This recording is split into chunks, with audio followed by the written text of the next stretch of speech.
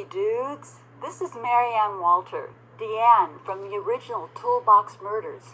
You're listening to Tommy Throwback Kovac on Splat from the Past. You may get some masturbatory pleasure. Hey dudes, welcome to Splat from the Past, the only 80s themed horror and sci-fi show where things could get totally radical.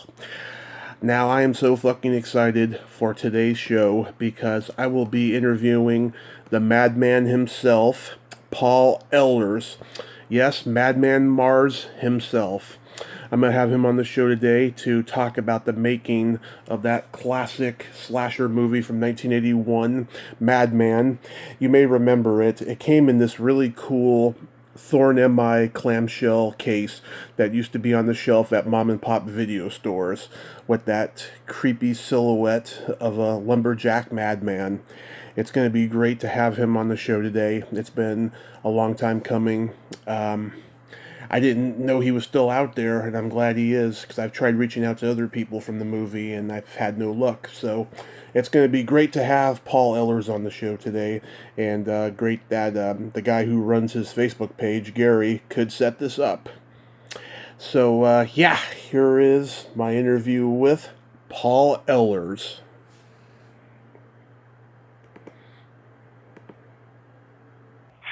Good afternoon. Hey, Paul, welcome to the show, sir. How are you today? I am fine in the midst of a rainy and gray and totally fabulously spooky afternoon here in New York. Yeah, Nice. it's we're in great need of rain, something that you in California certainly know about. Okay, but we have just gotten a whole night of rain, and it's making for a very great day and a great time to talk to Tommy about horror. Yes. So, what is it you would like to know? Well, before I'd like to comment on the rain. Yeah, we had a little bit of rain this weekend, not too much, but now the sun's out, there's no wind, everything looks beautiful right now, but I would like to get back to the rain and stuff so the fires can be detained. Oh, exactly. Oh my God! Yeah, all of us everywhere that watch any of this on the news are just heartbroken about all the loss for folks. But the world does change, and we have to kind of prepare ourselves for things to be a little bit different. I'm just hoping that gigantic monsters don't start to rise up out of the oceans and volcanoes to destroy us, which is very possible. So we'll see. Well, I hope if they do happen, I hope they'll be our friends, like aliens can be our friends. Yes, indeed. That's what we need, some gigantic, friendly monsters. Yes. No, I guess Madman wasn't a very friendly monster, though. Not the character on the screen. He was a bit determined to pursue people who mentioned his name, which I will not even say in jest, because someone will come and get me, I'm sure. So it's, Yes. It's crazy. How have you been, by the way? How are things going there in Slasher Land? It's going great, interviewing great people for Halloween October, like yourself, and Thank you. My pleasure, and things are getting better on my end right now, personally, but other than that, I can't complain. Good. That's terrific. Yeah. Halloween, like many of us who love the genre, is our favorite holiday, and mine too. I really look forward to it as a kid. I used to. My mother was a little more flexible with how late that I stayed out, so I used to clean up. I mean, I would literally, be out there beyond when the last kid came home, and, I just come home with shopping bags full of candy, which is probably how I got to be the size I was when I did Madman. I was pretty heavy then. I am not that big today.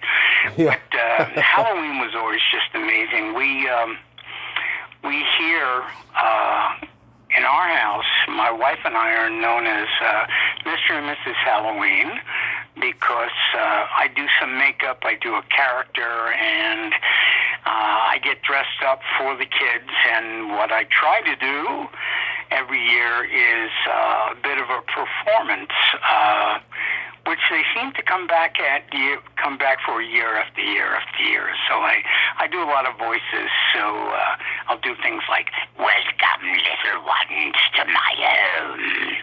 I'll speak. Yeah. Yeah, it's great, and and trying to keep the spirit going, man. I mean, we do it. I'll do it as late as children are still coming, and but today we don't know what's going to be happening. I know a lot of cities have canceled Halloween, which you really can't do, but of course there's concern for COVID and for children and for myself. I'm not as young as I used to be, and so we're going to take a lot of precautions. We're not sure exactly how we're going to handle it yet, but I will be here, and I will be doing what the kids expect. I often said, if we're doing this now 25 years, I often said if we weren't here one year, like people sometimes invite me to do things on Samhain or on Halloween, and I said I have to be home. And, God knows what they would do to my house if I was not here. Yeah. So, to head that off, I'm sure I am here and staying alert and so forth.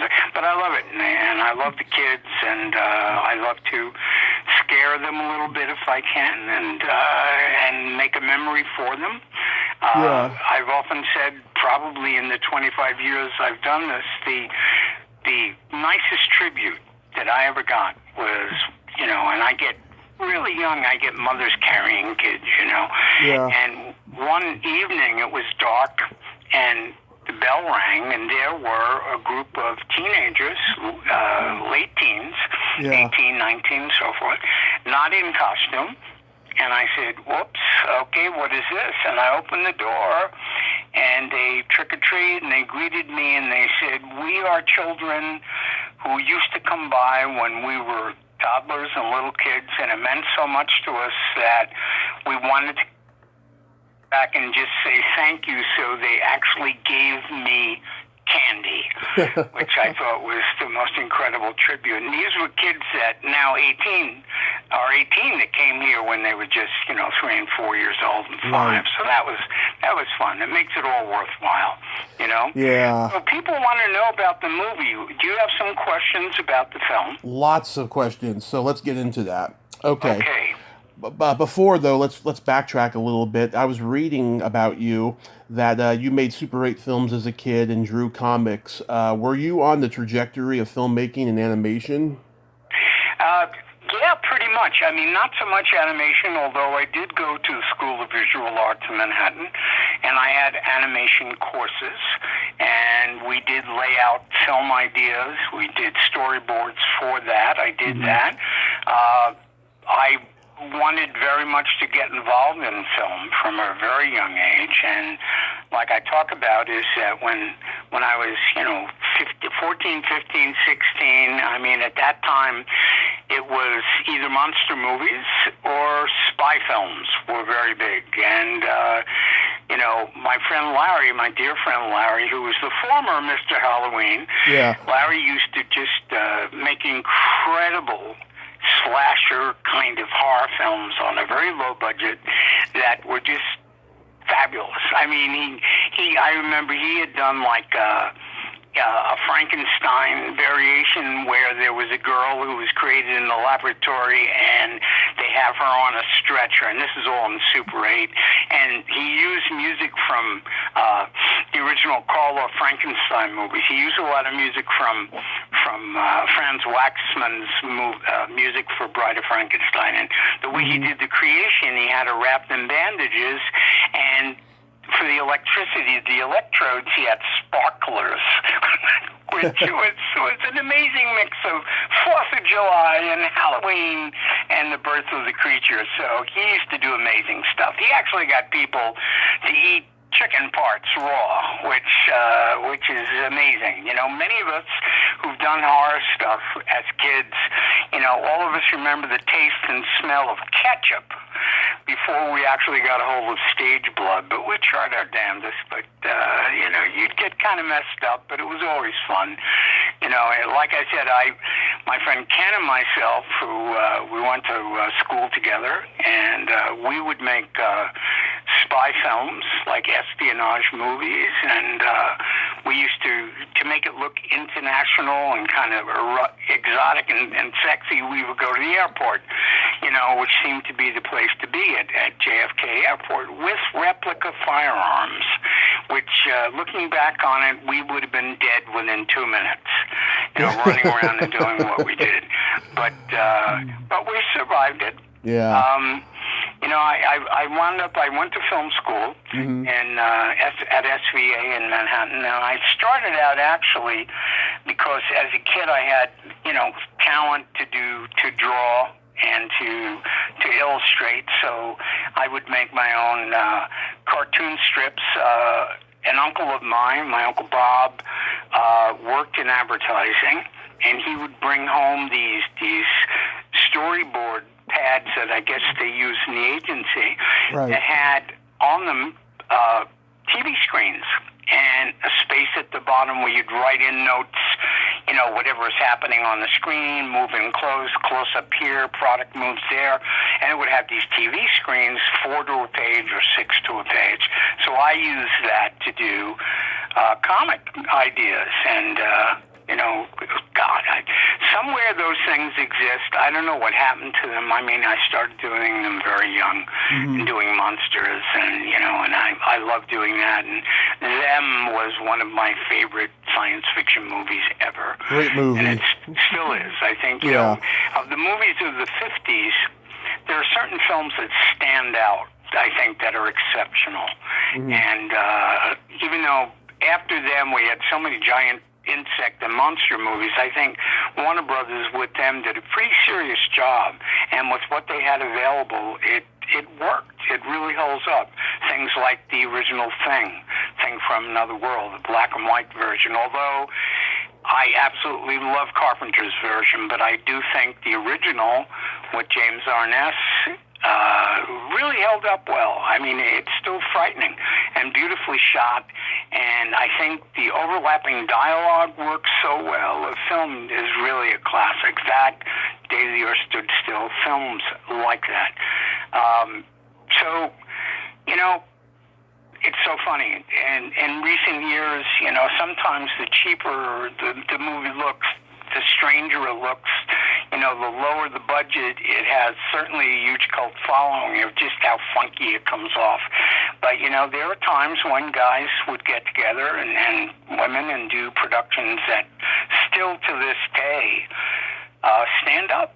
And I think that's crucial. When we did Madman, and when we shot it in 1980, and really had no idea what the response would be from the film. When we shot it, my main question, and I would ask this at the time, is that how did it affect young viewers? And it was hard for me because at that I was 30 when I did it, and all of my friends who were horror fans were all about the same age. So it was very hard to get the perspective of, say, a 6, 7, 8-year-old viewer to whether or not the film was scary. It was very hard to tell, because we didn't have a lot of feedback on that.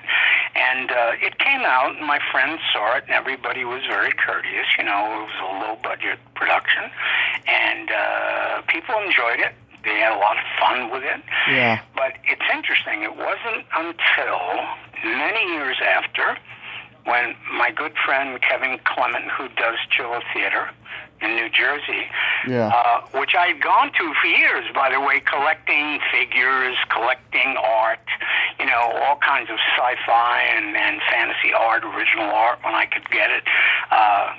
Kevin said, why don't you do a show? Seriously. And this was years later, 2004 or 5. And I said, nah, Kev, no one's seen this film. And he said, no, you'd be very surprised. There are a lot of people. My head of security here, he loves the movie. Many of the people here that work the show remember the film fondly. So I said, okay, I'll do it. So I gathered up whatever I had at the time. I had some posters that I had dry mounted to put up some enlargements. I had photos made, invested in it and tried to have the table look as cool as it could look. And I was really surprised that there were so many really appreciative fans. I mean, these guys and girls who, now in their 30s or even older, and they had seen Madman when they were little kids, and it scared the shit out of them, and I had no take on that. I wanted to know that so badly, and, I would have given anything to have been able to watch the film, totally removed from the film, and just seen it like a young audience would see it in a theater, see it as like a 7-year-old and start to get a response from, what Joey did on the screen and how he set scenes up and Stephen Horlick's music and Gary's songs and see how it all played out and whether it affected me. I did not know.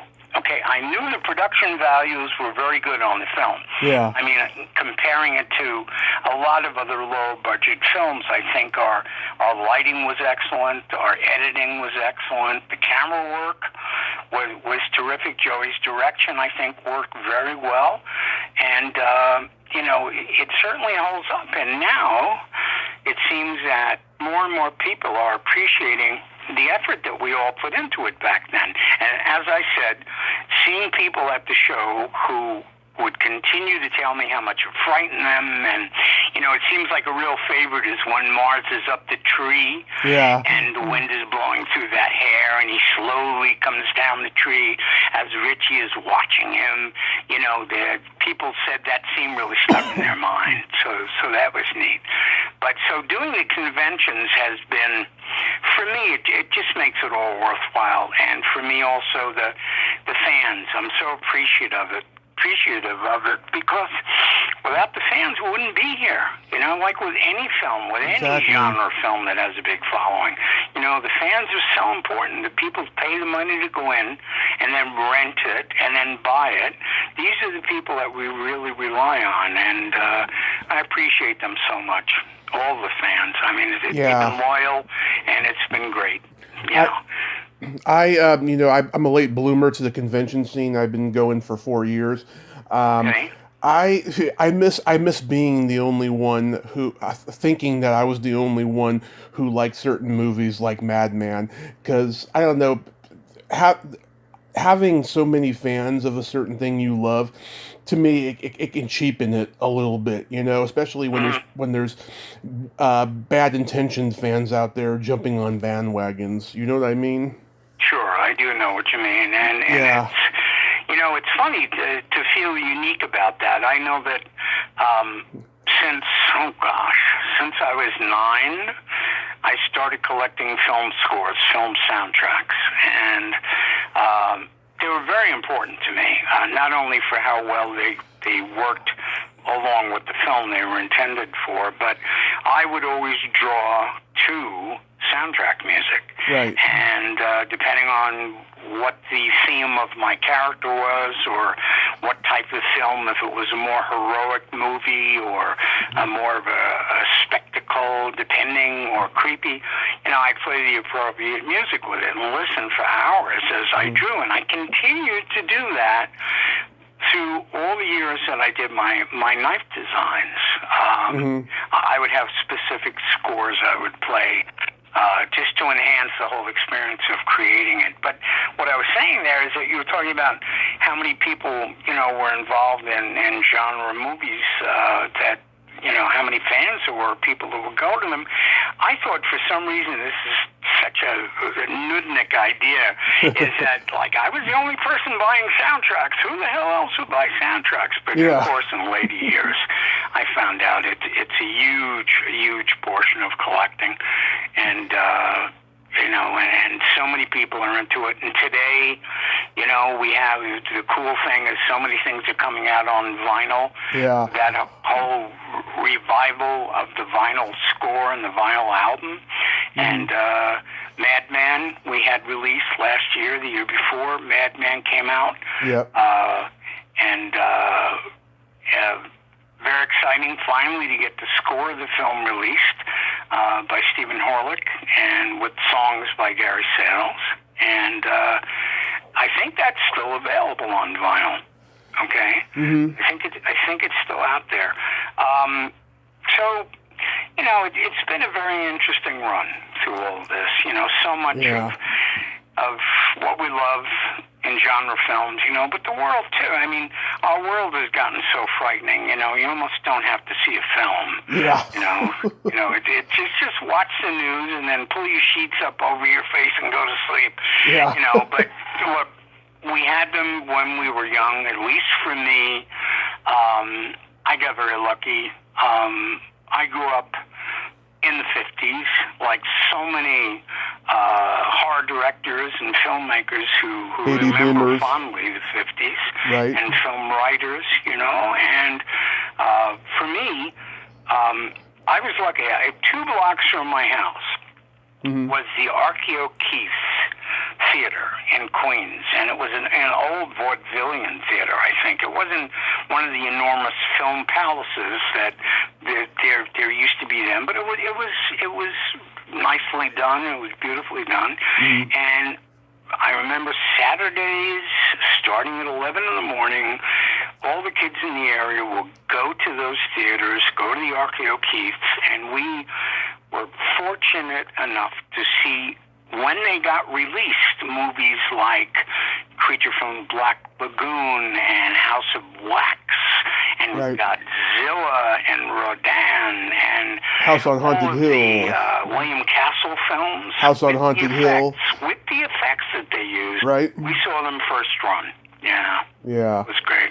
Carnival of Souls, Little Shop of Horrors, all those public Yeah, they domain were classics. a little later. You know, I'm talking about stuff that came out in like 53, 54, and then right up through Hammer Films, and what a knockout it was to see Harv Dracula and Curse of Frankenstein in color, Right. and taking it to a whole new level. Thank God for Hammer Films back then. There was so much we got to see, but it was a grand time to be a child, I think, and there was just a lot happening, a lot that stayed in our memory banks throughout our lives, affected so many film writers and directors, and I think that's why we've continued that genre and tried to do the best we can with it. Yeah. So how did Madman come to you?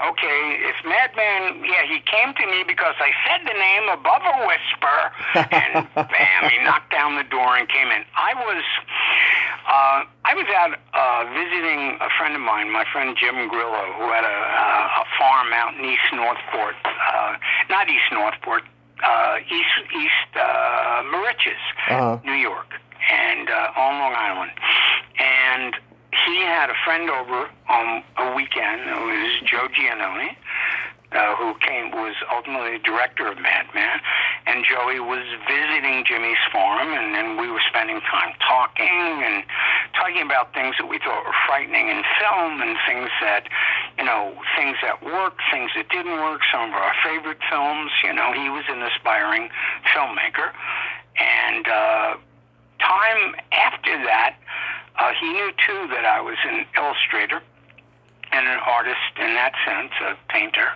and turns out that he was making his first film, his first feature, low-budget feature, and between him and Gary Sales, they went to college together. They tried to determine which would probably be the most effective kind of film to make a return on their investment, or on whoever was investing in the film and producing the film. And their choices at that time were either action movies, porno, or horror, and they chose horror. So I was called in to advise a little bit on the horror aspect of it. We talked about the character in the film. They were going to have me do the poster, the original poster for Madman. And I remember Gary and Joey both saying to me, we want to do it like a tale, like a legend. And we were thinking about going with something like a Grimm's fairy tale or something like a kind of dark children's book idea for the illustration.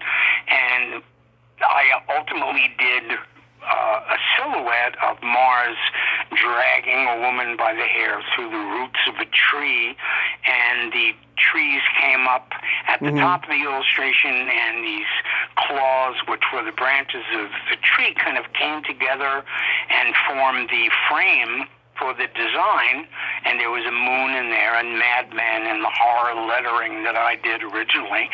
And, they liked it, and it worked. And it was funny, after I had done that, and I remember when I was talking about it, I was talking to Joey and Gary about how the character looked and how he would move, and I kind of posed and moved with the hands, with the claws, and I don't remember exactly what happened, but in my memory it said they looked at each other and they said, what are you doing for the next several months? And it meant they wanted me to play the character. So I was blown away, especially coming from such a long tradition of loving horror movies and collecting, Aurora horror figures and artwork. And they had tried different people. I think they tried somebody really big. They tried out a number of other people, and none of them were exactly right. Right. The role.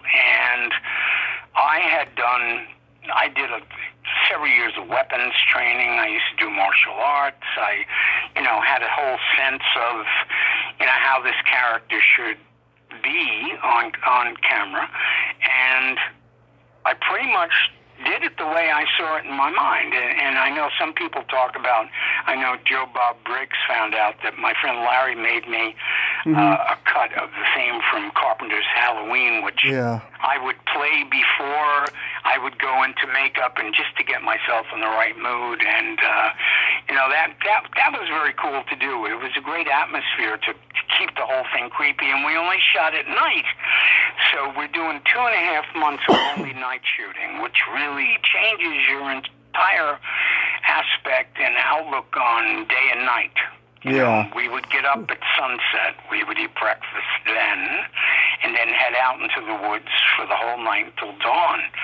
So it was kind of this vampire existence, which I don't mind. I tend to be more of a night owl anyway.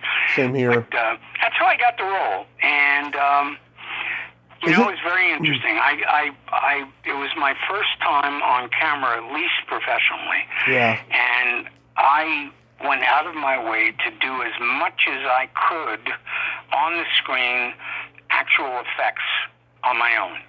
Smashing through doors, doing, I was doing a lot of that at the time, hanging and doing all these things. So, it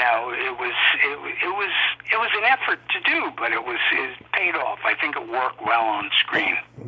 Yes, I totally agree. Is it true that your son was born during filming and you went to the hospital in makeup? Yeah, that happened. Harry Sales, a producer and co-writer of the movie and of the songs. Okay, of the songs in the film. The actual score was written by Steve Frolick. But Gary had gotten me a doctor's beeper, with the old kind of beeper from 1980, so that I would get alerted when my wife would then go into labor. And sure enough, one night, I don't know, 2 in the morning, I don't remember the time, it was late because we were only filming it at night, and the beeper goes off, and everybody starts scrambling. We had prepared for that. The word on the set was if Paul's beeper goes off, he's got to be rushed out of here so he can get back to be there, because I was going to be there at the delivery. And, we ran around. I was trying to find the makeup people. I think she may have taken a break for a minute because it was our time to take a break.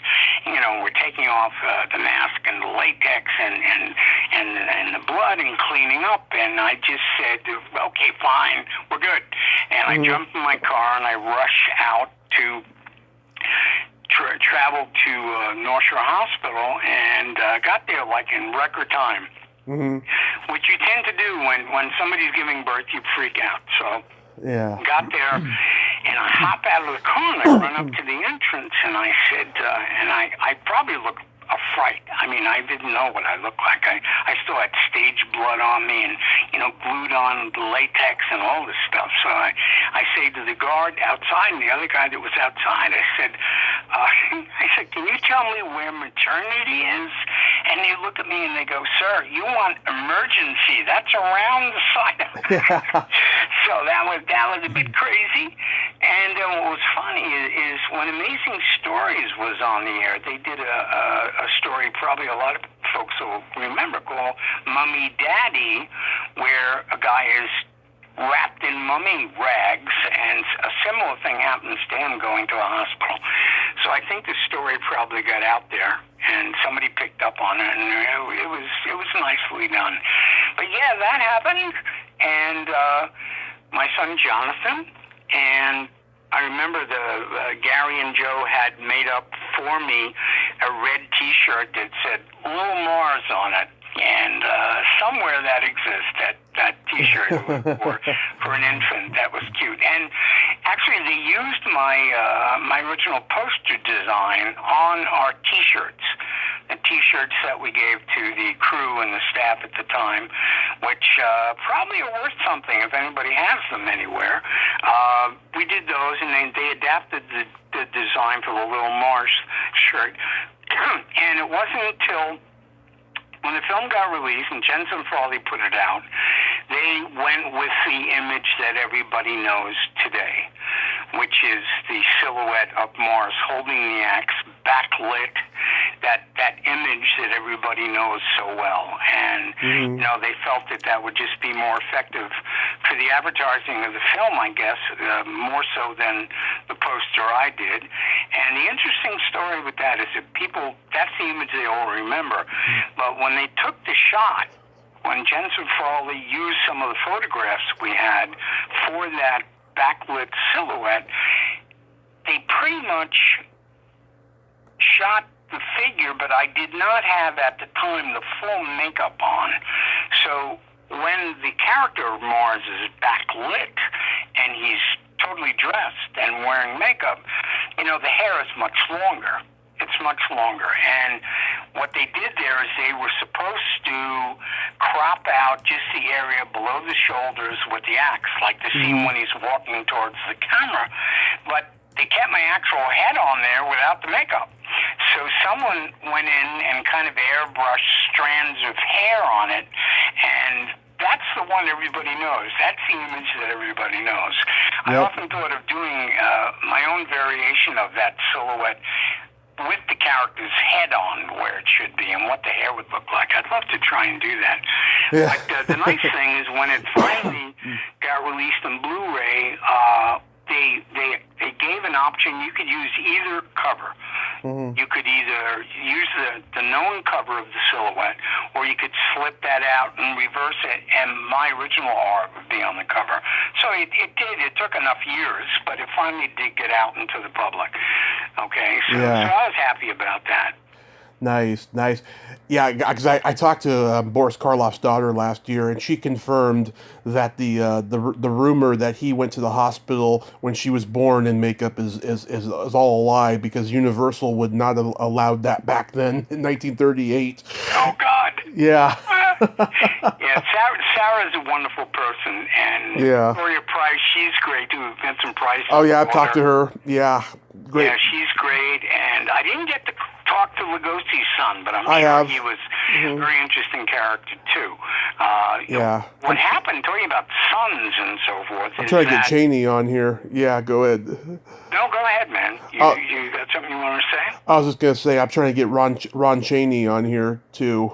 And then that would be wonderful. And then that would be something. And then that would be complete, yeah. Try not to interview him on a full moon night. I don't know how well the interview will go. Be very careful. Yeah, be careful of that. That would be nuts.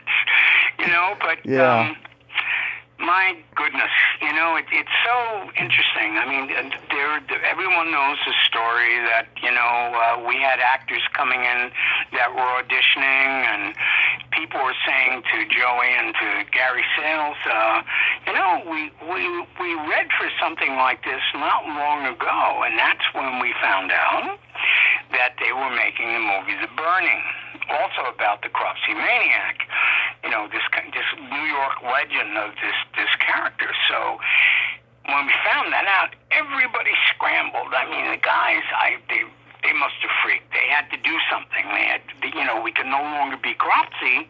Okay, so what we had to do is they came up with the Madman Marz character and made it, that was their legend, which worked fine. But what's funny about that is that my son, Jonathan, when he was very young in elementary school, he went to PS 99 in Queens, okay, which is, it turns out, my oldest friend Ken also went there, God knows how many years before. But Jonathan was in a class, and one of the boys in the class was Davy Davidson. Davy Davidson was the son of Lou Davidson, who was the character that played the Cropsey character in The Burning. And it was just so weird. Once, I think my ex was out having, his mom Jane was out having like coffee or something with Davy's mom, and she got to talking about, my husband Lou, he was in a horror movie, blah blah blah, and it turns out they both playing the same character and going to the same school. It was just too weird. But what we did also is that a few years ago, Kevin had the character from The Burning there with his wife. They were at the show at Chiller, and we went back and we took photographs. I have to see if my son has those pictures, because I'm not sure if he ever put that out onto Instagram, but I think we should do that. Definitely is let people see me, the two Cropseys together, arm in arm, looking terrifying because we're so freaking old. But, we got to do that. We got to make that happen. Yeah. Is it true that the script had to be rewritten because The Burning was being filmed and they thought it was too similar? Oh, yeah. They had to do that. They had to scramble to do that. And they got it together. They got it done. And, originally Gary was talking to me about, with Holst's Symphony of the Planets, there's the character Marz, the bringer of war, M-A-R-S. And I know that the music of that passage from Holst's The Planets was this repetitive driving theme, which I think Gary originally wanted to use whenever the character appeared on screen. So from that, they came up with the Madman Marz, M-A-R-Z, which is how they got the name. So, it was based on the same Cropsey legend, but it got changed and varied so that we wouldn't be in competition with The Burning, which got released first. Okay, so that's how that came about. But they stand alone, I think, each film on its own. Okay, and it's a real toss-up. People always say, "What do you like better, The Burning or Madman?" And people are always chiming in on what they feel about that. But it was a very interesting time, and you would think we would have filmed, in upstate New York or in the mountains, in the Catskills or the Adirondacks, and I know that the production crew went out to look for locations, and what they settled on, because of the closeness to Manhattan, for sending out and getting dailies made so we could take a look at the film. I didn't get to see a lot of the dailies. That was pretty much the editor and the director and Gary would watch the dailies upstairs in this place that we were renting, but it was called Fish Cove. And it was out in North Sea, which is kind of in the middle of the island by the crotch of the island, Long Island. And they rented a bungalow colony there. That was called Fish Cove, and it had a main house, which was used as the main house in the film. The house where outside that axe is in the stump, that was set up right outside that main house. And we used to go, we had meals there, we ate there, we socialized there, we all got together. And the actors and the people working on the film stayed in the individual cabins that surrounded that property. So they were really small cabins, and and we had kind of a little hand-drawn map of the cabins and the numbers, and I would joke around and say, "Oh, this is the map of the stars' homes," and we would, retire into these things. Come dawn, we'd have breakfast, and and then go to sleep, and so it's still there. The interesting thing is I've gone back now. Figure we shot in 1980, right, out to Fish Cove. I have gone back every few years since 1980, and for many years, the original structures were there. The main house was there. The cabins were still there, but it was all like abandoned, and even the truck was left in front of the house, and I have pictures of that, which I've never published, but I'm going to do it. I want people to see it. Nice. So in varying degrees of falling apart, the location stayed pretty much as it was. Now, what I thought was so strange, it was really prime real estate. It overlooked this beautiful pond that fed out into the bay there in North Sea, and any of the homes around there, going back years later, there are all these like McMansions all around, but the actual property where we filmed Madman, by Fish Cove in there, no one bought the property, and I like to say it's because it was haunted. Yeah. I have no idea why. Unless I haven't been out in a while. Yeah. I could go out there now, and there could be like a Walmart there or something. God help us all. But a haunted Walmart, mind you. Yeah. And you'll notice that very obviously they don't sell axes in the hardware department. Just make a note of that, guys. Yeah. I have a very controversial question to ask you. Okay. Has nothing to do with you, but some of your co-stars. Okay. A couple years ago, I'm listening to Galen Ross's interview on Nasty Neil's show Without Your Head, and a question came up in my mind that also came up in the comments section. Why wasn't Madman mentioned? And Neil replied, she told us privately she didn't want to talk about it. And then last year, I reached out to Harriet Bass, and I thought she would be a little bit more open to talk about the movie because she was in the documentary, and I reached out to Galen before that, and she turned me down as well. Did something happen on that movie? I have we pondered this ever since the film. I have no idea. I'm really being honest. Yeah. I have no idea why.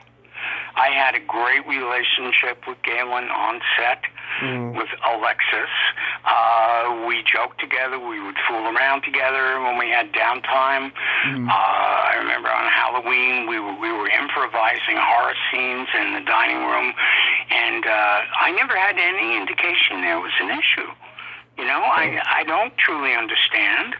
I think about it, and just in terms of quality of the film, I don't think there's any reason to not be proud of her performance in Madman. I think she did a really good job. She was a real, they like to say, trooper. Yeah. And she did a great job, and she really held the movie together.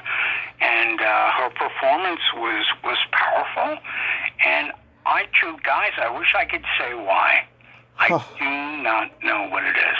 That is unless it terrified her so much she just can't say the name again. Maybe. But I think that might be changing. I don't know. Don't hold me to this, but it may change somewhat. I usually was thinking about, wouldn't it be nice if they were doing the Dawn of the Dead reunion, and I kind of walk in on that. That would be fun. Maybe there's a movie idea there somewhere, but I wish I could say, so we could go, aha, that's why Galen doesn't want to be interviewed or talk about it. I truly don't know. You would have to get to her somehow. Yeah. You know, speak to her, find out what's up. You know, Yeah. I don't think it's exactly. I mean, just in terms of professional, I don't think it's an embarrassing production. You know, I mean, really, look at all the things she's been in. Creep Show and Dawn of the Dead. You know, and that has a huge following. So I don't get it. It is a mystery, even to me. Perhaps on her deathbed, God forbid, or my deathbed, somebody will know and she'll whisper it out to the world and it'll make headlines in Fangoria. Yeah. I don't know. Okay. It's confusing. Fair I don't enough. know what it was. Fair enough. Do you have a favorite kill in the movie? Yeah, I do. Everybody loves the scene with the truck. I mean, which I thought was so cool. It was just amazing when Harriet's head winds up in the truck. I think one of the showings I went to when the car wouldn't start and I'd go and made that horrible sound, which was a great Foley to put in that gushy sound when Bill tries to start the car. Yeah. You know, it's oh geez. I think I yelled out, "It's for Heathers," or some ridiculous thing. But I like personally. Because I'd seen so many horror movies my whole life, and I remember the scene in the truck when Ellie sees Madman by the truck and screams and runs to Bill and comes around and she says, "I saw him. It was big and dark and ugly," and you know, and they get in the truck and the truck won't start, and he goes around, opens the hood, sees the head, right, which was actually Harriet. Who spend hours in a chair comfortably as they could make her, and they actually put the engine parts around Harriet's real head. Yeah. So what you're seeing there is her with a neck appliance and cuts on her face, actually from the thing. Thinking back about that, I would have actually opened her head up, half of it anyway, for the scene. I think would have looked a lot more gory, wouldn't it? But I think they didn't do that. But she was great. She was a trooper again. She sat there, had that shot all done. But when Ellie gets in the truck with Bill, and they back up, and he turns and looks to her, and his window is open. Originally in the script, Joey had Madman appearing in the window and reaching in and kind of grabbing him and fighting with him and pulling him out, okay? I said to Joe at the time, I said, trust me on this, I've seen enough horror movies. I said, from total darkness, while he's talking to Ellie, have Marz's arm come in out of the darkness and go over Bill's face. And it turns out, I think it gets the biggest scream in the film. I believe it does. I mean, it really frightened everybody. It was a great scream. And I know Joey and Gary would sit and watch audiences and wait for that and go, and then you see everybody jump. So that's one of my favorites there. I think just in terms of impact. The tree hanging is my favorite. The tree hang? Yeah. The teepee hanging is amazing. True. You know, that's a testament to him. You know, I mean, he was, Tony was really good, and we did very little makeup on Tony when he is hung, and then when Dave, when Marz cuts the rope and he falls onto Dave, his dead body falls onto Dave, and you see him lying there, and Dave pushes him off, and he's lying. That was Tony. I guess holding his breath, making his face red, rolling up his eyes. It's a very cool scene. It's a very cool scene. We had, when we shot that, I don't know if everybody knew about this, but we had our prosthetic effects kind of dribbed and drabbed onto, and it was hard in the beginning because we only had a hand, literally. We had one hand available, and what we did was we tried to shoot around that. So the scene with TP when he's smelling and the music has that high strain of tension, and he sniffs and he goes, "Smells like dead flesh." Boom! I toss the hangman's loop over his neck and pull it. That was all done with a single hand available. So we had to be very mindful of that. There are scenes which I in later years, Joey used to cringe because we only had one hand available. Yeah. So whenever I had to come around the side of a tree or put my hand over a rock or do anything like that, I used to really ham it up with the hand. So it would be like in Creature from the Black Lagoon, dun, dun, dun, and boom, the hand would come out. And in the editing, all they have is this hand doing it, gesturing and grabbing, and it started making Joey crazy and the editor crazy. But we work with what we had, so, that was it. Madman's Hand would have been a good name for the film. Did you stay in contact with the director? Because he never made another movie before he passed. No, and he did make another film. I remained very close friends with Joe, and in fact, we both lived in Queens. We grew up in Queens. He used to come over to my apartment when I lived in Kew Gardens, and we would watch horror movies together and eat Ben and Jerry's ice cream, I remember. And we would talk about films, ideas for films. I think he was approached to do a sequel film of Madman, but at the time, it's Joey's decision. He didn't want to be known for horror films. He wanted to do different kinds of dramas, and I think he didn't pursue that. I used to say to people that I'm like the only horror movie that doesn't have sequels. Jeez. Yeah. I mean, gosh, Robert Englund's out there doing this stuff, and all these guys, man, and yeah. God, and Nightmare on Elm Street 14 and so forth, and it would have been nice. It would have been nice, if that had happened. So I'm kind of like a one-off. What happened to Mars? I mean, there was a fire. He does a thing. He does the growl, and he walks off, and what the hell happened? So, we have a lot of ideas about what happened. Yeah. Gary's got a script at the moment, which is kind of a reimagining of it, that he's been trying to move for a few years. And, now I had thoughts on how I would handle a film, and with my son Jonathan, we kind of wrote a reimagining that we would like to see. Yeah. Okay, and but so far, it has not come together, and it needs it. I think it's time to bring Madman back, and now I'm getting kind of up in years. Yeah. So, if I had to do the growl, it would be kind of, which may not be too frightening, to know, God, look, he's using the axe to walk with like a cane. Yeah. Oh, come on. He's not so scary, but who knows? Yeah. I often thought the idea of coming back and me playing Max would be kind of cool, but we got to see. I don't know where it's all going to go. Yeah. Things are topsy-turvy and and the whole film industry now is, people are being so careful, really have to be, and the real horror has been like COVID is the real horror, but,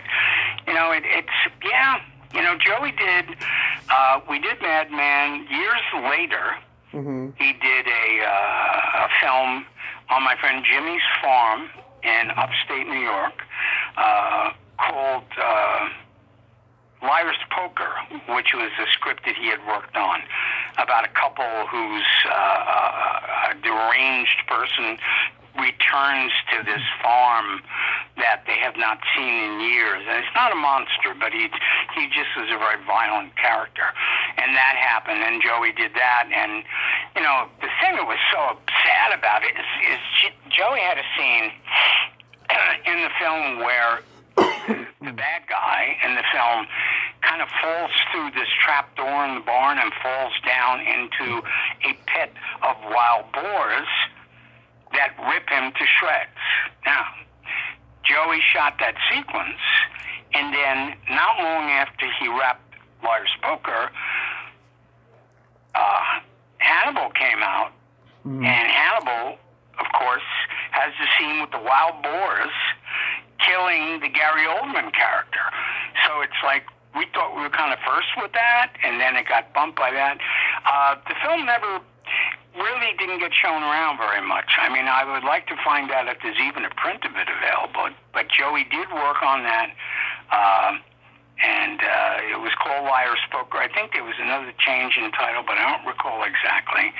But that was filmed on Jim Grillo's farm in upstate New York, which is a great location where my son and I knew Jimmy for many years, and it was his farm originally out in East Moriches on Long Island where I met Joey, the director. Mm-hmm. And so he was using Jimmy's farm in upstate New York for another location. And I would go there with my son when he was very young, because Jimmy was very much like Jeremiah Johnson. He was a real outdoor guy and rugged, and he would take us out into the woods and all kinds of weather, and we'd shoot, and we'd learn to shoot, and we'd build things, and it was great. For my son growing up, it was a great adventure for him, and he got to learn a lot about the outdoors, so much so that in 2012, my son, who's a screenwriter and director now in Hollywood, right, for a company called Stories Never Die. Yep. Originally, that was called Lone Shark Studios, Lone Shark. Yeah. And it was their friend Jason Radspinner, Patrick Ward Perkins, and my son Jonathan had formed a creative group, and they did a feature, an independent feature called Ink and Steel, S-E-E-E-L, Ink and Steel, which I'm just doing the plug, because people who would like to see that can rent it on Amazon. Ink and Steel. It's kind of like a mafia movie, but very different kind of a story. Right. And that was filmed on Jimmy's farm in upstate New York. And Jonathan was the director on that with the other guys. And he's currently screenwriting. I've been doing some writing with him as well for anthology horror type shows. And right now he's getting a lot of response from some scripts that are out at the moment. So we're going to watch for that, Jonathan Ehlers, and watch for what he's doing next. But we shot up at Jimmy's farm, and I'm actually in the movie in Ink and Steel for a very small part. Yeah. Which people have to watch it to see me. It's probably the only comedic part of the movie, and there's a scene in a barbershop where the two stars in the movie are at the barbershop to talk to the owner of the barbershop about something, and there's an old guy sitting waiting to get a haircut, and Jonathan said, "Dad, could you do this role? I said, "Sure." So I do a little number there, and I do a New England accent, and it's me kind of quick. And Jonathan would show the film to people in California, and they said, "John, how lucky were you to get that weird old guy sitting in the barbershop so you could film them?" And he goes, "That was my father." So that's a funny scene. So if you're watching Ink and Steel, you can see Madman for a moment. I also designed the knife that's used in the film that the lead character carries in a shoulder holster with a 1911 Colt semi-automatic under his other arm, and I choreographed all the fight scenes with any weapons that were used on screen. I did all that with them. So that's just a nod in that direction. But that farm got used a lot, and Joey used the same location for something he worked on. So that, that's it helps. If you're trying to do a low-budget movie and you have a friend that lives in a really great location, it really helps, and it saves a hell of a lot of money on production. Absolutely. So after the movie came out, did you have any desire to get other acting roles at all?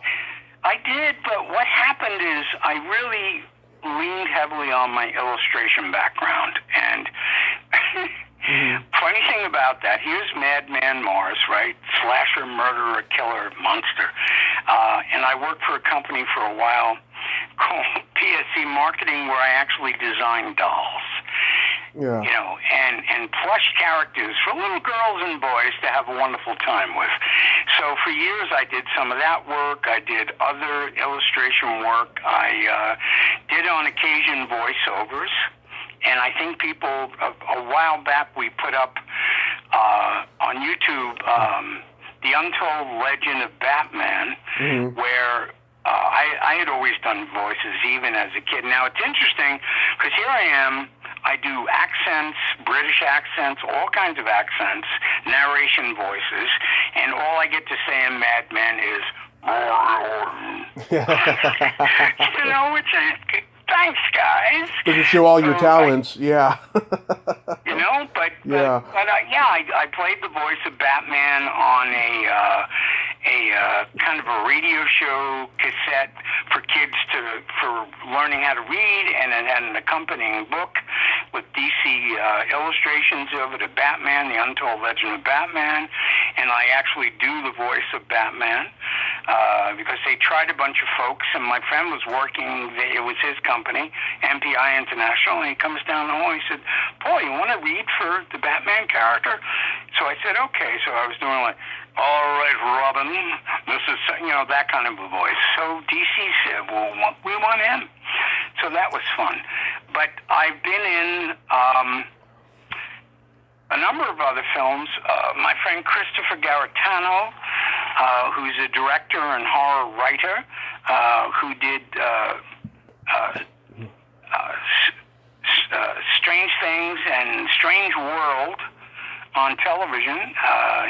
For Travel Channel, he did a show called Strange World about paranormal and things like Bigfoot and mysterious things. And his first film was Montauk Chronicles, which you can look that up. Montauk Chronicles is based loosely on the story that there were hundreds, if not thousands, of young vagrant children that were kidnapped and taken to a special laboratory underground, underneath Camp Hero in Montauk Point, New York. And it apparently the series, Stranger Things, actually was based on some of the events that went on with experiments that were working on paranormal and how to expand the ESP of agents and doing like Manchurian candidates. And according to the people that Christopher interviewed at the time, he spoke to two of the people that actually worked at this facility, and they do a testimonial as to what went on there. In that film, in Montauk Chronicles, I played Jack Pruitt, who was the kind of the commander on the base, the underground base, that was in charge of all the nastiness that went on. He was a lot like Dr. Mengele with the Nazis, and I play that role in Montauk Chronicles. And as my friend my friend Ken, who I used to do movies with for years, he said, you do kind of nasty very well, Paul, when I had to play this character. But I think that's available. Both films, Ink and Steel is out there on Amazon, and Montauk Chronicles, I believe, is available as well, if you look that up. So you can see a little more of what we did over the years. Absolutely. Paul, I want to thank you so much for coming on today. Oh, of course, man. It was great. And thank you for letting me ramble, which can go several ways. It can get also weird, but thank God it didn't. But no, man, best of luck. And, have you been able to get either Harriet Bass or any of the other people from Madman? Like I said, no. I mean, you were the only one I could find. Okay. Thanks to... Well, you say the name and he shows up. What can I tell you? Thanks to listening to your interview on Without Your Head a couple of years ago, I was able to find you. Thanks. But also, I want to thank Gary for connecting us as well. Oh, sure. Gary has been plugging away, keeping it all alive for all these years. And listen, I just want to say to everybody, this is our time now. This is Halloween. Be safe, but make the best of it. Keep it creepy. Keep it scary. We depend on everybody keeping this going. And Tommy, thank you so much. Best of luck with the series. My pleasure, sir. Thank you. Stay safe because we need you, and I hope I get to meet you at a convention in the future. Oh, I'd love it. Thank you so much, guys. Be well. Okay, you too. Bye-bye. Bye. Well, there you have it. Paul Ehlers. Ain't he a cool dude? Oh, what a nice guy. Taking a cult success and running with it. If you like this video, everyone, please subscribe to my YouTube channel. Add me as a friend on Facebook. Join my Tommy Kovac comedian page on Facebook. Follow me on Twitter and Instagram and all that fun stuff. Well, that's all the time we have this week on Splat from the Past. Until next time, this is Tommy Throwback Kovac saying, there's no shame in living in the past because the present sucks. Later, dudes.